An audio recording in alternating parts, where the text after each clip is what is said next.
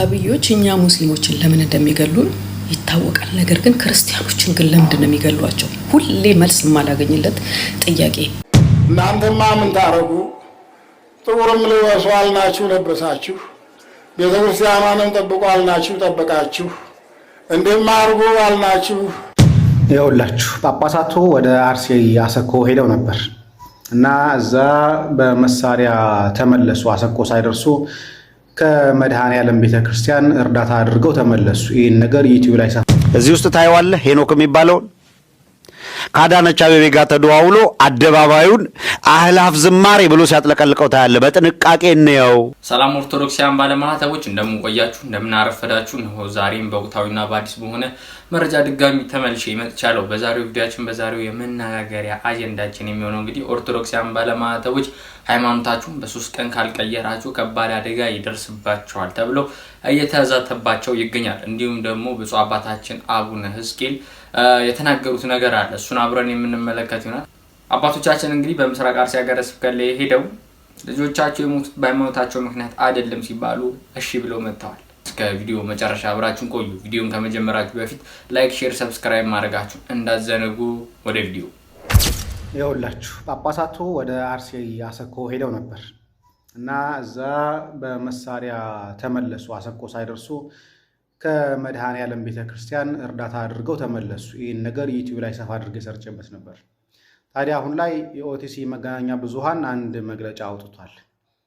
በመሳሪያ የተመለሱት ሊቃነ ጳጳሳት ነገሩ ሰላም ነው፣ ምንም የተፈጠረ ነገር የለም ብለው ከዞኑ በሬ ተቀብለው ተመልሰው መጥተዋል።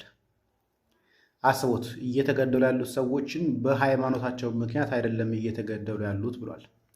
ለማንኛውም እስቲ በሰፊው ወደ ጎቤሳ ደገሉ መድኃኔዓለም እንሂድ። ይህ ሽርካ ላይ ነው። ጎቤሳ ደገሉ መድኃኔዓለም ይባላል። የኦርቶዶክሳውያን ጭፍጨፋ ዛሬ ከቀኑ 5 ሰዓት ጀምሮ የተኩስ እርምታ ነበር። ከዛሬ 2 ዓመት በፊት ከ200 በላይ ምዕመን የተገደለባት ቦታ ነው። ቴሌግራም ላይ ከ2 ዓመት በፊት የነበረውን ፎቶ ለቅቄላችኋለሁ። ዩቲዩብ ላይ ይህን ማሳየት ስለማልችል ቴሌግራም ላይ ጸጋዬ ክፍሉ በአማርኛም በእንግሊዝኛም የተጻፈበት ቴሌግራም ቻናል አለ። ዛሬ ገብታችሁ ቼክ አድርጉት። የኦርቶዶክሳውያን ደም መከራ እንዴት አድርገው ሲገሉ እንደነበር ነው። ዛሬም ተመልሰው ጥቃት አድርሰዋል። እስካሁን ድረስ አንድ ሰው በሞትና በሕይወት መካከል ላይ እንዳለ እየተነገረ ያለው መከላከያ ከቀብር 5 ሰዓት ጀምሮ ረብሻው ከተነሳበት ሰዓት ጀምሮ እንዲገባ ቢደወልላቸውም ግን ለመግባትና ህዝቡን ለመታደግ ፈቃደኛ አልነበሩም። ሆን ተብሎ ነው በነገራችን ላይ እንደዛ ነገር ሲሰራ የነበረው። ከዚህ በፊት ህዝቡ የራሱን እርሻ እንዳያርስ ተከልክሎ በጣም በረሃብ ጭምር የተጨፈጨፈበት ቦታ ነው። በስንት መከራ ነው እንግዲህ ከሩዝ ከፓስታ በምናም ብለው ተመልሰው ያ የደረቀውን መሬት አርምተው ወደ መመገብ ራሳቸውን ወደ መቻል ሲገቡ ድጋሚ ዛሬ ይህን የመሰለ ጥቃት ያደረሱባቸው በዚህ ምክንያት ነው። ሌላኛው ጥቃት የነበረው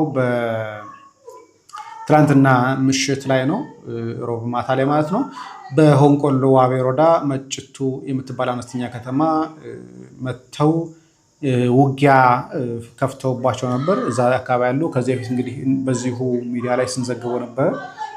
ጥቃት ተከስቶ ነበረ። ነገር ግን ኦርቶዶክሳውያን በተቻላቸው መጠን ራሳቸውን ዲፌንድ አድርገው የመጣውን የወሃቢያ ቡድንን መልሰውታል ማለት ነው። ሁለቱ መረጃ ይሄ ነው። ወሃቢዮች እኛ ሙስሊሞችን ለምን እንደሚገሉን ይታወቃል። ነገር ግን ክርስቲያኖችን ግን ለምንድን ነው የሚገሏቸው? ሁሌ መልስ የማላገኝለት ጥያቄ። እኛን ሙስሊሞችን የሚገሉን ሀሪማዎችን የሚያፈርሱት፣ መስጊዶችን የሚቀሙት፣ ዑለሞቻችንን የሚገሏቸው፣ የሚያሰቃዩቸው፣ የሚያስሯቸው ለምንድን ነው ብለን ስንል ማለት ነው ስልጣኑ የእኛ ነው፣ መጅሊስን እኛ አሸንፈናልና እኛ ያመለክነውን ታመልካላችሁ፣ እኛ የምንሆነውን ትሆናላችሁ፣ በእኛ ቁጥጥር ስር ናችሁ ነው እያሉ ያሉት። ያ በጉልበት የወሰዱትን መጅሊስ ማለት ነው፣ አባቶቻችን የመሰረቱትን መጅሊስ። ስለዚህ እኛ ሙስሊሞች ደግሞ ሙስተሒል እናንተ የምታመልኩትን አናመልኩም አንድ አላህ ሱብሓነሁ ወተዓላን እንጂ እያለን ነው እየሞተን ያለ ነው። ለምሳሌ ልንገራችሁ፣ ፊንፊኔ ላይ የዛሬ 3 ዓመት ጁማዓ ሰግደው ሲወጡ ወንድሞቻችንን የረሸነው ማን ነው? የውጭ ወራሪ ነው? ክርስቲያኖች ናቸው? አይደሉም። ታጣቂ ገደላቸው። እራሳችሁ ያስታጠቃችኋቸው ኃይሎች ናቸው የገደሏቸው። ስለዚህ እኛ ሙስሊሞች እናንተም አላማችሁ እኛን አጥፍታችሁ ኩፍርን ለማስፋፋት ነው። እኛም ደግሞ ሞት ዋጅብ ስለሆነ እንሞታለን፣ ሞትን አንፈራም። ግን ጥያቄ የሚሆንብኝ ክርስቲያኖችን ለምን ይገሏቸዋል የሚለው ነው። ለምን እንዳልኩኝ ታውቃላችሁ? አፍሪካ ቲቪ ላይ የነሱ ሼክ ሲያስተምር የክርስቲያን ስጋ መብላት ይቻላል፣ የክርስቲያን ሴት ማግባት ይቻላል ይላል። አላለም እንዳትሉ ካላችሁ ኮሜንታችሁን አውጥቼ ነው ቪዲዮውን ፖስት ማደርገው። ግን ማግባትና መብላት ከቻላችሁ ለምንድን ነው የምትገሏቸው? ሁሌ ጥያቄ ይሆንብኛል። ስለዚህ እቺን ቪዲዮ ዛሬ እያወራረዳችሁ አጣብቁኝ። ስራ አለብኝ በጣም ብዙ ስራና የኛዎቹ ደግሞ ኮፒ ሊንክ አድርጉልኝ እና አብሽሩ ቻሉት። እሺ እኔን ከእንደዚህ አይነት ነገር ማንም የሚያስቆመኝ የለም ልንገራችሁ ብዬ። ከመምህር ዲያቆን ዘላለም ታዬ ጋር በተገናኘ አዲስ መረጃ ወጥቷል። ዛሬ በሰማነው መረጃ መሰረት ማንንም ሰው እንዳነጋግር በጨለማ ቤት እንዳሰሩትና ማንንም ሰው ማነጋገር ይፈልግ በድምጽ ሳይሆን በጽሁፍ ኮሚኒኬት እንዲያደርግ እንግዲህ ማዕከላዊ ጨለማ ክፍል አስገብተውታል። በምን በደሉ እንደሆነ ጨለማ ክፍል እንዳስገቡት እስካሁን ድረስ አይታወቅም። አትግደሉን ማለት እንደምትመለከቱት በሀገራችን ላይ ጨለማ ቤት ውስጥ ያስገባል። ከሰው ጋር እንዳትነጋገርም ጭምር ያደርጋል። ገዳዮቻችን ግን አፋቸውን አውጥተው እንገድላችኋለን፣ እንጨርሳችኋለን በሚሉባት ሀገር ላይ አትግደሉን ብለው የተናገሩ አካላት ግን ጨለማ ቤት ውስጥ ታስረዋል። በነገራችን ላይ ከመምህር ዘላለም ጋር በተገናኘ የቤተ ክህነት እጅም እንዳለበት የሚሰማ ነገር አለ። እሱም በሰፊው ሌላ ጊዜ እንመለስበታለን። ኢትዮጵያ ሰብአዊ መብቶች ኮሚሽን በአርሲ አስኮ ወረዳ 3 ሰዎች ብቻ ተገደሉ ብሎ ያወጣው ሪፖርት የተሳሳተ መሆኑ ተገለጸ። ምንም እንኳን ኢሰማኮ ይህንን ቢልም በዚህ ወረዳ ብቻ 8 ምዕመናን መገደላቸውና ከ2000 በላይ ምዕመናን ደግሞ መፈናቀላቸው ተነግሯል። ባልደረባችን ሀብቴ ብርሃኑ ይህንን ጉዳይ አስመልክቶ በስልክ ከቤተክርስቲያን አገልጋይ ጋር ቆይታ አድርገዋል። ተከታትለን እንመለስ። በወራ ግንቦት በምስራቅ አርሲ ሀገረ ስብከት አሰኮ ወረዳና በሌሎች አካባቢዎች በኦርቶዶክሳውያን ላይ ያነጣጠረ በታጣቂዎች አሰቃቂ ግድያ መፈጸሙ ይታወሳል። ይህንንም ግድያ በተመለከተ የኢትዮጵያ ሰብአዊ መብቶች ኮሚሽን በወረዳው አደረግኩ ባለው ምርመራ የሟቾች ቁጥር 3 ሰዎች ብቻ መሆናቸውን በመግለጫው ማሳወቅ ይታወቃል። ይሁን እንጂ ሪፖርቱን በተመለከተ የቤተክርስቲያን አገልጋይ ለጣቢያችን ባደረሱ መረጃ በምርመራ የተገለጸው የሟቾች ብዛት ከእውነት የራቀ ነው ብለውናል። የሞቱ ሰዎች በእኛ የቤተክርስቲያን የተነበሩ 8 ሰው ናቸው። ጠቅላላ 11 ሰው ነው የሞተው።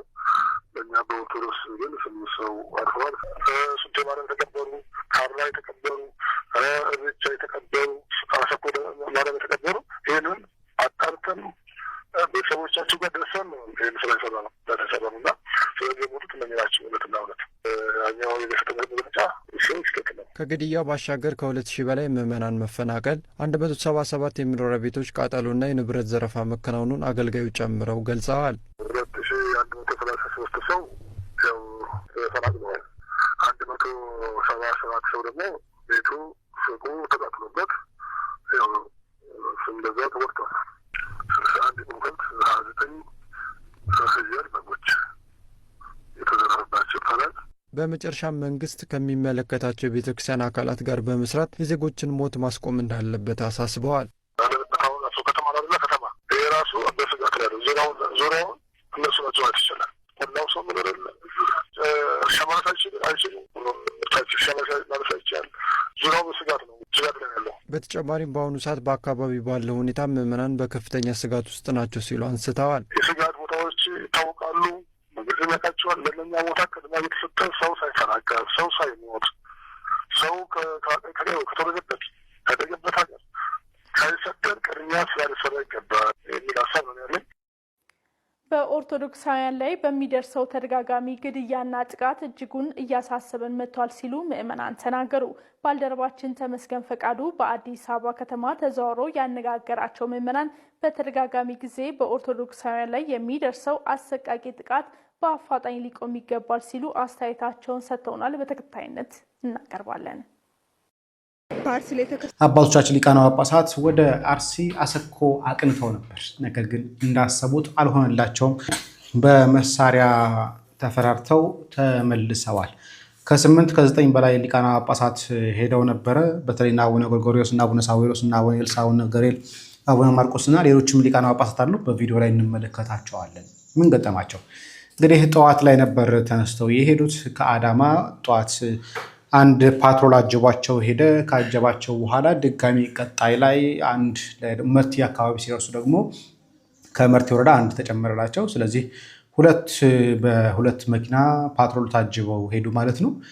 ታዲያ አቦምሳ መድኃኔዓለም ደርሰው የተወሰነ ዘይት ምንም ነገር አራግፈውላቸው ነበር። ካራገፉላቸው በኋላ ቀጣይ ስንመለስ እናስተምራቸዋለን ብለው አቦምሳን አልፈው ወደ አሰኮ አቅንተው ነበር። እንግዲህ አሰኮት ከመድኃኔዓለም እንደሄዱ በ20 ደቂቃ ውስጥ ነው ድጋሚ ተደውሎላቸው ለመድኃኔዓለም ማለት ነው እየተመለስን ነው ጠብቁን የሚል ነገር የደረሰው።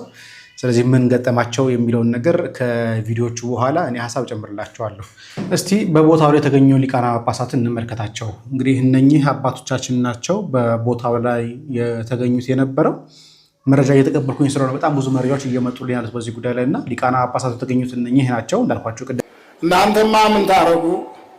ጥቁርም ልበሱ አልናችሁ ለበሳችሁ፣ ቤተክርስቲያኗንም ጠብቁ አልናችሁ ጠበቃችሁ፣ እንዲህም አድርጉ አልናችሁ አደረጋችሁ።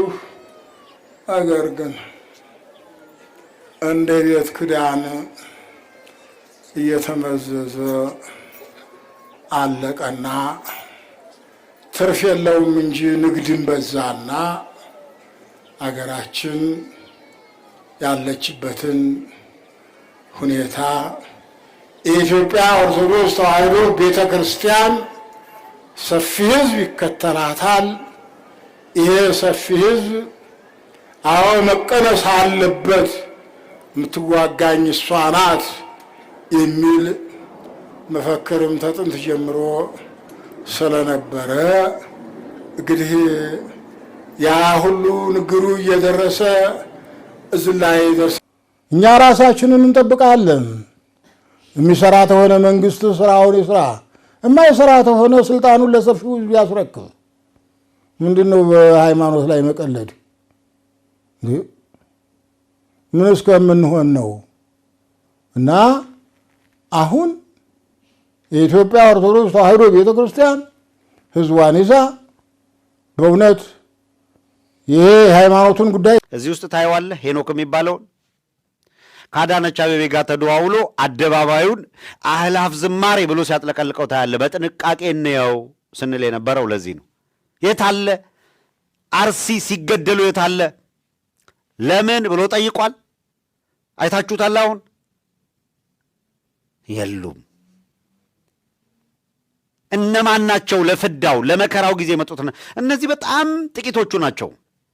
ዓላማውም እነዚህን ቀድሞ ሲመታ ሌላውን ዝም እናሰኘዋለን ነው። አየህ፣ የሚናገሩትን ቀድመ ምታቸው፣ ከዛ ሌሎቹ ዝም ይላሉ። የታላችሁ ሞቲቬሽናል ስፒከርስ? ሐቀኛው ነን የምትሉት በየመድረኩ የአፍካራቴ ያለኛ ንግግር አዋቂ የለም የምትሉ አካላት የታላችሁ? አሁን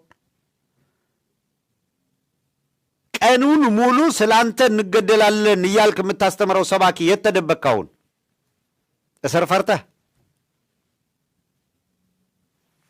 የት ሄድክ? ዘመኑ የሰማዕትነት ነው። ሰማዕትነትን ተሻምተን እንቀበለዋለን። የት ነው ተሻምተህ የምትቀበለው? የት ድራፍት ቤት ነው ወይ? የት ነው የምትቀበለው? የትግሉን አቅጣጫ የታሰሩ ይፈቱ ወደሚል ሼፕ ለማድረግ የሚደረግ ርብርብ በፍጹም እንዳትጋሩ። ይሄንን በፍጹም እነዚህ አባቶች እነዚህ ሊቃውንት ታስረው ከሚንገላቱበት መፈታት አለባቸው። አዎ የታሉ? ስለ ቤተ ክርስቲያን እናለቅሳለን። እውነት ነው። እዚህ አድሚናችንም እያስታወሰን ነው። ስለ ቤተ ክርስቲያናችን እናነባለን፣ እናለቅሳለን ምናምን የሚሉ በጣም ብዙ ሚሊየን ተከታይ አለን የሚሉት እነ እሸቱ፣ ልክ ነው እሸቱ የዶንኪቲው ምናምን የት አሉ? ዋልድባ ሂዶ ፊልም ከመስራት የት አሉ? አሁን አርሲ ህዝቡ እያለቀ ነው። አርሲ ላይ ጭፍጨፋ ተፈጽሟል። ቤተክርስቲያን ተቃጥሏል። እንዴት ቤተክርስቲያን ትቃጠላለች ማለት ይኸው ያሳስራል። እስኪ አሁን ድፍረታችሁን አሳዩ። የት ጋር ነው ያሉት?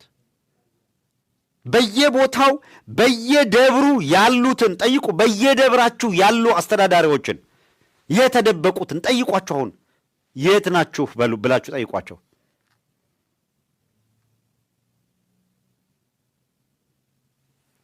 ደግ አይበረክትም እንዲሉ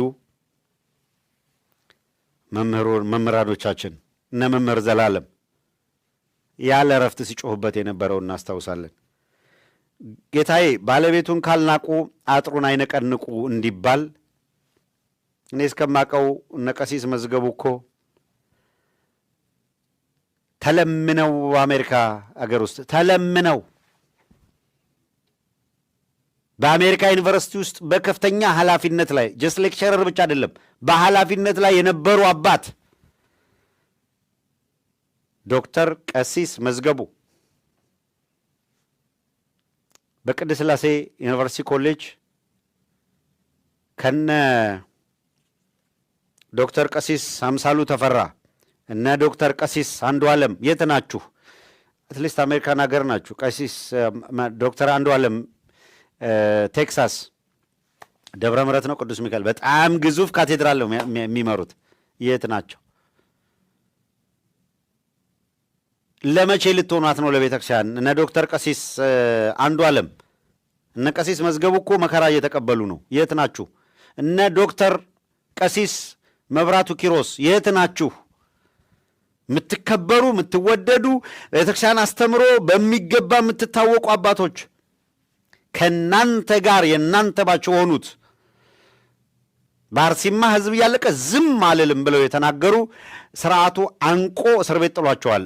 አስችሏችሁ ዝም አላችሁ? በየቦታው ላይ እዚህ አሜሪካን ሀገር አውሮፓ ሀገር ጳጳሳት አሉ። እስቲ ምዕመናን በየደብሩ አንድ ነገር ጀምረዋል። የለንደን ፋኖ ደብዳቤ መላካቸውን አውቃለሁ ለየአድባራቱ በለንደን በአርሲ ጉዳይ ላይ አቋማችሁ ንገሩን። ከዛ ውጭ አምባሳደር የሚባለውን ሰውዬ ሄደን የምንታገልበት ምክንያት ምንድን ነው?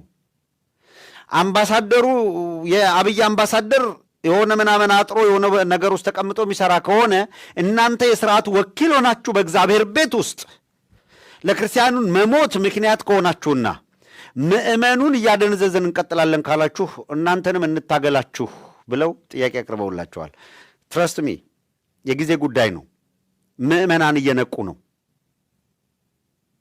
ተደብቆ አጭበርብሮ መስቀል አውጥቶ ምናምን ማድረግ እያከተመ እያበቃለት ነው የመጣው።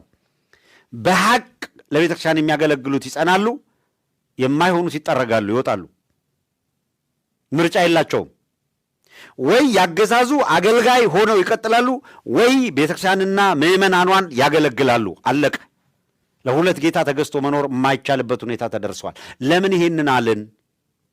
ምእመናን አስተውሉ። የኢትዮጵያ ኦርቶዶክስ ተዋሕዶ ቤተክርስቲያን አማንያን በተለይ ያስተውሉ። አሳይተናል። ዶክመንት አዘጋጅቷል። የአብይ አህመድ አገዛዝ ቤተክርስቲያኗ መጥፋት አለባት ብሎ የወሰነ መሆን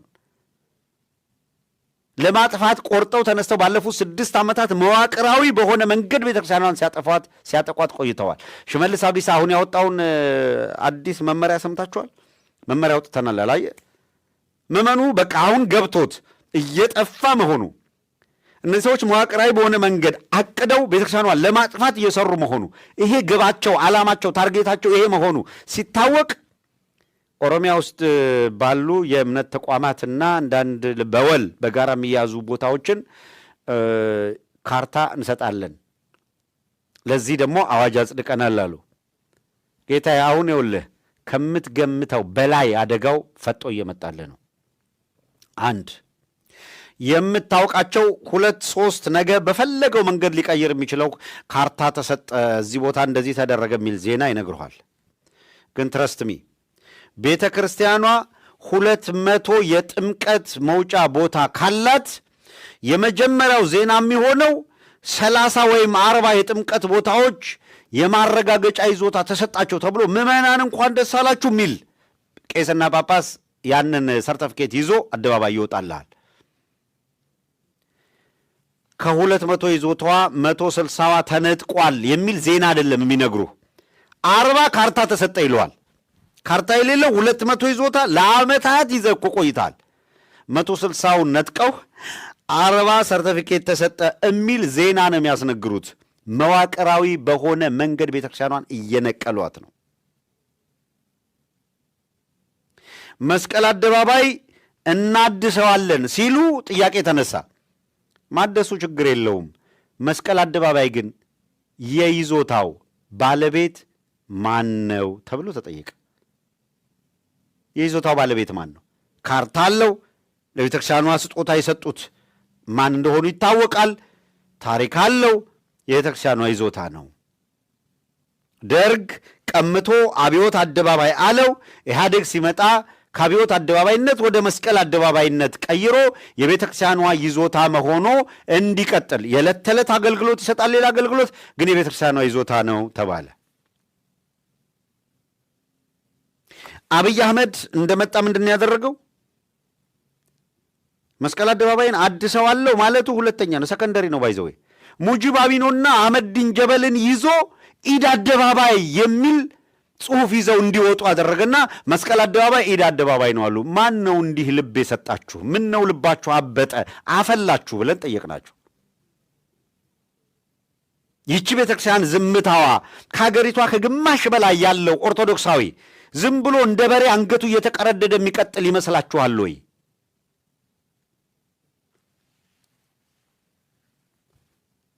የእምነት ካባ ለብሳችሁ በኦህዴድ ማሊያ እየተጫወታችሁ ያላችሁ አካላት ስርዓት ያዙ እንጂ ተባለ፣ ተጮኸ።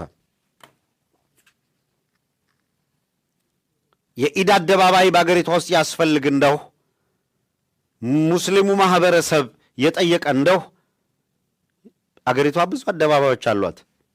ይህን አደባባይ ተነጋግሮ መሰየም ይቻላል።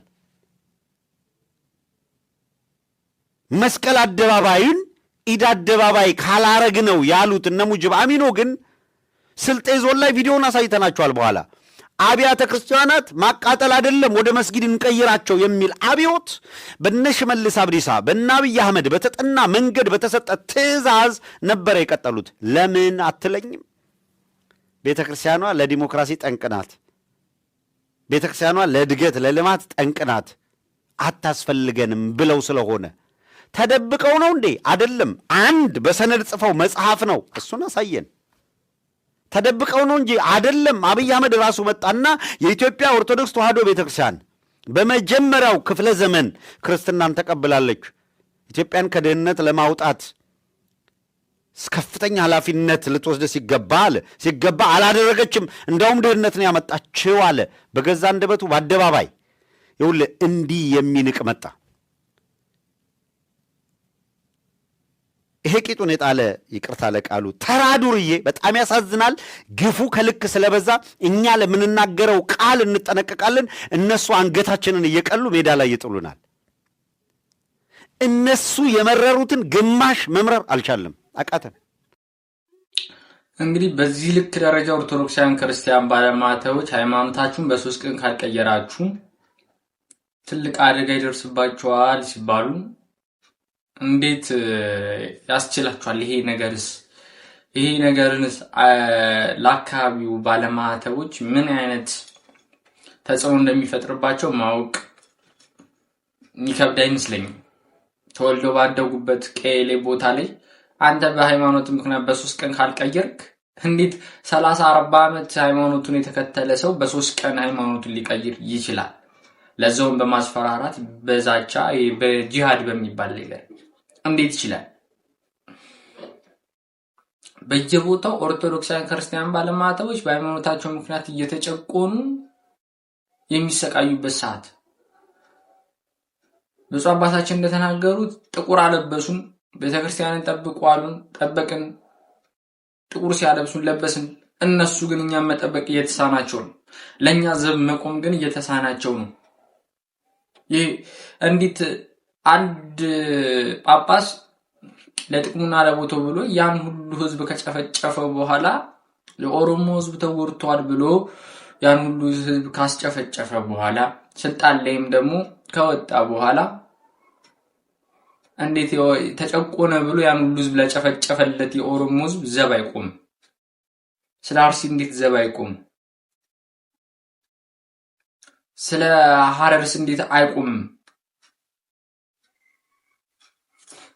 በዚህ ልክ ደረጃ አባቶች በእኛ ላይ ትልቅ የሆነ ነገር እየሰሩብን ይገኛሉ። እንደተመለከታችሁት ደግሞ አባቶች ወደ ምስራቅ አርሲ ሄዱ። እዛ ቦታ ላይ ሲሄዱ በጥይት እንደተመለሱ መረጃው ወጥቷል ማለት አለ። ግን እነሱ ምን ብለው ተመለሱ? ሰዓትም አልበቃንም ምናምን ብለው በሬያቸውን ተቀብለው መጡ። በሬያቸውን ደግሞ እዛ ለተጎዱ ህዝቦች ሰጡ። ይሄ መልካም ነገር ነው። ነገር ግን ልጆቻቸው የሞቱት በሃይማኖታቸው ምክንያት አልተገደሉም ሲባሉ እሺ ብለው እንዴት ሊመጡ ይችላሉ? ይሄ ሊያሳፍራችሁ ይገባል። እንዴት እሺ ትላላችሁ? ልጆቻችሁ በምስራቅ በአርሲ ሀገረ ስብከት ላይ የሚገኙ ሰዎች በሃይማኖታቸው ምክንያት አይደለም የሞቱ ስትባሉ እንዴት እሺ ትላላችሁ? ያን ሁሉ መግለጫ ጎድጉዳችሁ አውጥታችሁ ዛሬ አልተገደሉም ስትባሉ እንዴት እሺ ልትሉ ትችላላችሁ? መረጃው አላችሁ ከኛ በላይ በሃይማኖታቸው ምክንያት እንደተገደሉ። እሺ ብላችሁ መምጣታችሁ ግን ሞት ነው። ለዛሬው በዚህ ቃል ክፉ ደግ አንነጋገርም። ቀጣይ በሌላ ቪዲዮ እስከምንገናኝ ድረስ ቸር ሰንብቱልኝ። ቪዲዮ ላይክ፣ ሼር፣ ሰብስክራይብ ማድረጋችሁ እንዳዘነጉ። ቸር ሰንብቱ።